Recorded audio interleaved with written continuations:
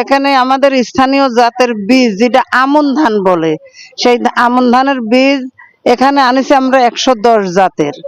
আর আমাদের ওখানে বীজ সম্পদে আছে 3500 জাতের। এটা আমন ধান।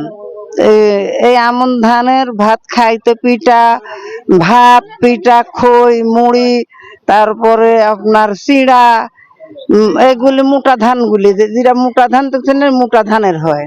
এই যে মোটা ধান হচ্ছে বউ আদরি। হ্যাঁ, এটা হচ্ছে, হ্যাঁ এগুলা হচ্ছে আপনার ইয়ের করা, মানে জামাই রে যে শরীর বাড়ি গেলি পরে বাবা খাবির দেয় না পোলা ভাত, জামাইরে আদর করে খাত দেয় না, এই জন্য বউ আদরি।